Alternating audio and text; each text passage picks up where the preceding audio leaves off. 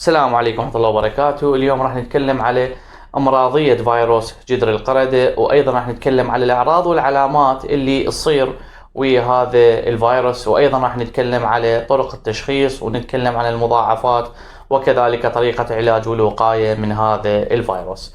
ابقوا معنا.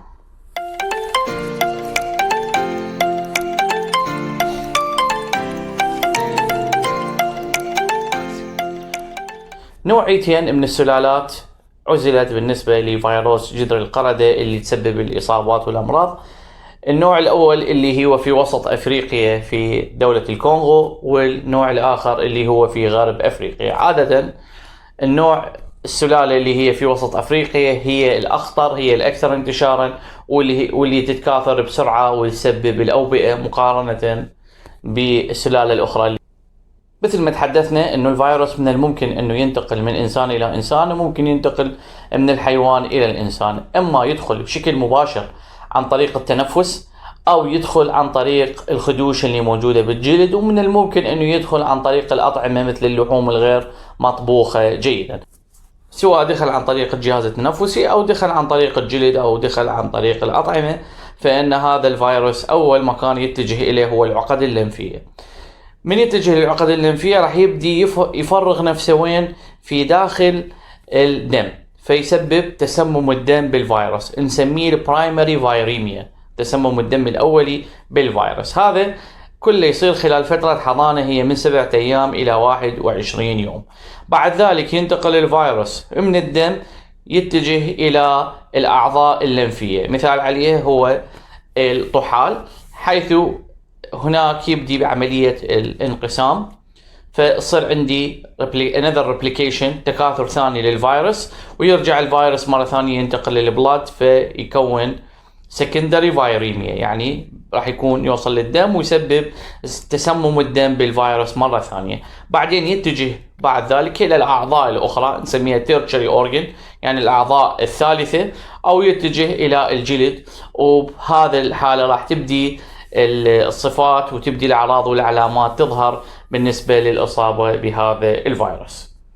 عادة الفيروس يستهدف الجهاز المناعي، خصوصا كريات الدم البيضاء اللي هي المونوسايت، اللي تكون هدف رئيسي بالنسبة لهذا الفيروس. الفيروس يدخل إلى داخل الكرية أو الخلية اللي تمثل الهدف بالنسبة له، أما يدخل بغلاف أو بدون غلاف إلى داخل هذه الخلية. بكل الحالتين الغلاف مال الفيروس راح ينفتح وراح يتحرر الدي ان اي مالته في داخل السيتوبلازم. هنا على هذا الدي ان اي راح يعمل الانزيم مال الفيروس اللي هو الار ان اي بوليميريز، يبدي من الدي ان اي يبدي عملية ترجمة الجينات الوراثية ويبدي يصنع بروتينات. هذه البروتينات نسميها الايرلي بروتين. هذا شنو وظيفة الايرلي بروتين او البروتينات الاولية؟ راح يصنع من عندها ما يسمى بالجروث فاكتور، او نسميها عوامل النمو. هذه حتساعد الدي ان اي على انه ينمو ويساعد الفيروس على النمو اكثر، وايضا يصنع جزيئات تعتبر اجسام مناعيه حتى تحافظ على الفيروس من الجهاز المناعه اللي موجود في داخل الجسم. وايضا هذه البروتينات الاوليه قسم من عندها تعتبر immediated transcription factor. يعني شنو؟ يعني تعتبر عوامل تساعد على استنساخ الدي ان اي، بالاضافه الى تصنيع بروتينات هي انزيمات اللي هي دي ان اي بوليميريز والار ان اي بوليميريز، اللي يدخل ايضا بعمليه استنساخ الدي ان اي. نتيجه لهذا الدي ان اي هذا راح يتجه الى داخل الرايبوسوم اللي موجود في داخل الشبكه الحبيبيه الخشنه، او نسميها الرف اندوبلازميك ريتيكولم، وهنا راح يبدي يصير الاستنساخ اللي راح يساعد على ذلك الترانسكريبشن فاكتور والدي ان اي بوليميريز والار ان اي بوليميريز، اللي صنعا نتيجه لاول عمليه تصنيع البروتينات اللي هي الايرلي بروتين. في داخل الرايبوسوم راح تبدي صناعه بروتينات جديده يسموها الانترميديت بروتين. هذا الانترميديت بروتين هي عباره ايضا عن عوامل استنساخ ترانسكريبشن فاكتور يساعد على عمليه استنساخ الدي ان اي مره اخرى. فنتيجه لذلك في داخل الرايبوسوم راح يكون عندي كميات كبيره من الدي ان اي.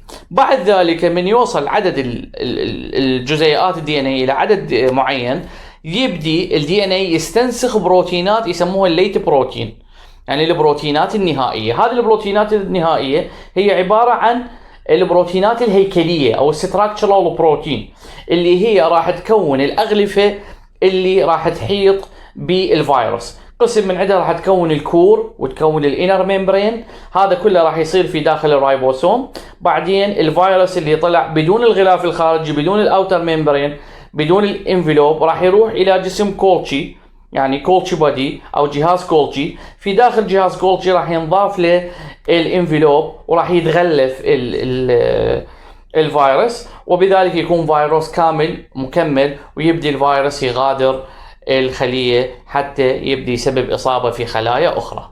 طبعا فترة حضانة الفيروس تختلف من شخص إلى آخر، اللي هي بحدود من 10 أيام إلى 15 يوم. الأعراض هي الحمى وألم في الرأس وألم عضلي، ثم بعد ذلك تورم العقد اللمفية، بالإضافة إلى التعب والوهن. بعد ذلك تبدي عملية ظهور الطفح الجلدي على المصاب. طبعا الطفح اللي راح يصير عند المريض عادة ينتشر على الجذع، وبدايته تكون من الوجه، وممكن ينتشر إلى كل أجزاء الجسم. تقدر تشوفه في باطن اليد، تشوفه في أخمص القدم، تشوفه على الفخذ، تشوفه على البطن، تشوفه على الأعضاء التناسلية، وتشوفه حتى بالفتحة الشرجية. الشكل هذا الطفح يكون بشكل حبوب أو بشكل بثور مثل ما تسمى، في داخلها تكون سوائل، تنفجر هذه البثور ويخرج الصدى اللي موجود في داخلها. يشبه إلى حد بعيد مرض جدر الماء أو تشيكن بوكس اللي منتشر بين الأطفال. بداية الأعراض تشبه أعراض الإنفلونزا، يعني عندنا فلو، رشح بسيط، ثم بعدين تبدي الأعراض الأخرى اللي تشمل الألم العضلي والحمى وألم الرأس. بعدين الطفح الجلدي يكون آخر العلامات اللي تظهر على المريض. عادة الفيروس هو سيلف ليميتنج، يعني من الممكن أنه ينتهي، وعادة المريض يشافى من الفيروس في أغلب الحالات، يعني حسب النظام المناعي، خصوصا إذا الشخص يكون عنده نظام مناعي قوي من الممكن أنه يشافى من المرض. حالات قليلة اللي هي من الممكن أنه تكون حالات خطرة ممكن قد تؤدي إلى الوفاة، لكن من الممكن أنه تكون إلى مضاعفات هذا الفيروس. من الممكن أنه يأثر على الدماغ ويسبب التهاب الدماغ، ممكن يسبب التهاب الصدر، ممكن يسبب مشاكل بالعين وتشوش بالعين، هذه قد تؤدي إلى فقدان البصر. مثل ما قلنا تسمم الدم بالفيروس أيضا من الممكن أن يحصل، وأيضا الالتهابات الجلدية الأولية والثانوية أيضا ممكن أن تحدث. أهم الوسائل التشخيصية بالنسبة لهذا الفيروس هو عملية تضاعف الدي ان اي باستخدام جهاز البي سي ار، البوليميريز تشين رياكشن. طبعا هنا البي سي ار يستخدموه هنا كخطوة أولى أنه أنت تكشف على الجينات مال العائلة الجذرية بصورة عامة، يعني عادة تسوي سيرش عام بالبي سي ار، فالنتيجة راح تكون بوكس بوزيتيف أو نيجاتيف، يعني معناها أنه أنت عندك فيروس بوكس من عائلة الأورثوبوكس فيروسز، سواء كان مونكي بوكس، سواء كان كاو بوكس، سواء كان بوفالو بوكس. المهم أنه يكون عندك بوزيتيف، عندك أورثوبوكس انفكشن. الخطوة الثانية اللي يسويها، اما يسويها بالبي سي ار الاعتيادي الجنرال بي سي ار، او يسويها بالبي سي ار المتطور اللي هو الريل تايم بي سي ار. هنا راح تأكد الإصابة بواسطة المونكي بوكس فيروسز. جهاز الإلايزا من الممكن أيضا يستخدم كوسيلة تشخيصية، لكن بمشكلة أنه يصير تداخل بين الأنتيجينات اللي موجودة على الفيروس والأنتيجينات اللي موجودة بالجسم. هذه الحالة نسميها كروس رياكتيفيتي، فبنتيجة يعني نسبة عالية من الإيرار، يعني من الممكن أنه يصير بخطأ. أيضا ممكن أخذ عينات من البثرة اللي موجودة، وممكن فحصها تحت الميكروسكوب، وبما أنه هذا فيروس لازم تنفحص تحت إلكترون مايكروسكوب وليس اللايت مايكروسكوب اللي هو الميكروسكوب العادي. راح نشوف شكل الفيروس واضح، شكله المميز اللي تكلمنا عليه اللي هو شكل الطابوقة اللي هو البريك شيب. وأكو طريقة أخرى يسموها الامينو هيستوكيمستري، اللي بيها ناخذ جزء من النسيج ونفحصه، نضيف له الانتي بودي حتى نسوي تفاعل انتيجين انتي بودي ونشوف اذا كان الفيروس موجود او غير موجود. لا يوجد لقاح خاص حاليا لفيروس جذر القردة، واللقاح المستعمل هو اللقاح القديم للجذري اللي تم استئصاله سنة 1980، يعني لقاح السمول بوكس فيروسز. حاليا المستخدم هو نفس اللقاح الجذري اللي اسمه الانفانكس، اللي دي يستخدموه في امريكا، في بريطانيا، في المانيا، في اسبانيا، بالكثير من الدول الاوروبيه ايضا، اللي هو عباره عن فيروس مضاعف محور. يعني انت تاخذ الانتيجين مالته فقط يعني، وتعوف باقي العوامل اللي تسبب لك الامراضيه، فهذا راح يحفز النظام المناعي حتى تصنع اجسام مضاده لهذا الانتيجين الموجود بالفيروس، وبالتالي يعني تعطي حصانه او مناعه الى الجسم ضد هذا الفيروس.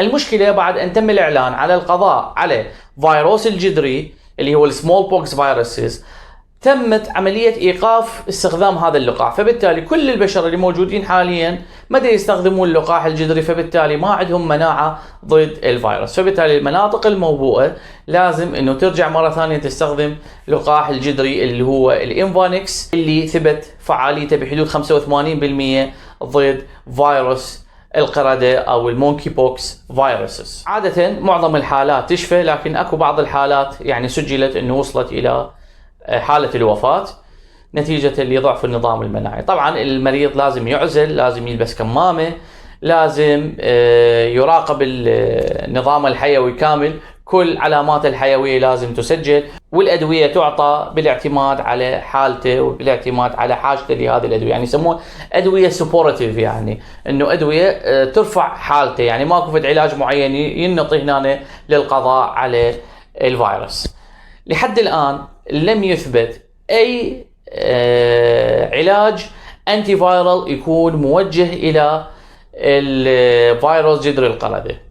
الدواء الوحيد اللي اعترفت به أوروبا وما وصل به لاعتراف عالمي لكل دول العالم اسمه التيجو فيرامات، اللي هو العلاج اللي دي يستخدم حاليا ويعتبر علاج تجريبي في باقي دول العالم.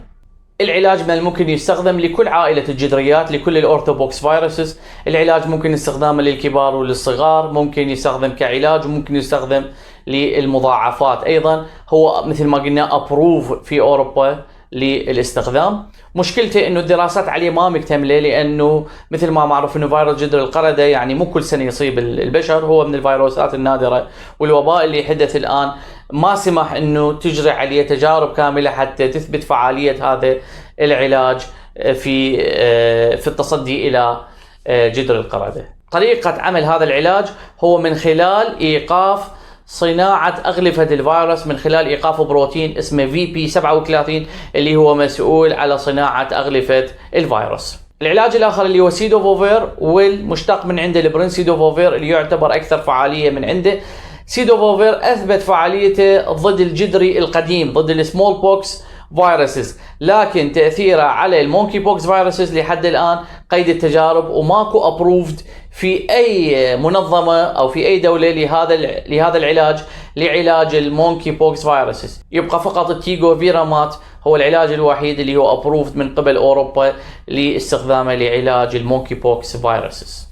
طبعا الوقاية تكون من خلال النظافة، من خلال عزل المريض، وأيضا من خلال مراقبة المريض ومراقبة حالته الحيوية وإعطاء الأدوية اللي يحتاجها حسب الحالة. شكرا للإصغاء ودمتم بحفظ الله، مع السلامة.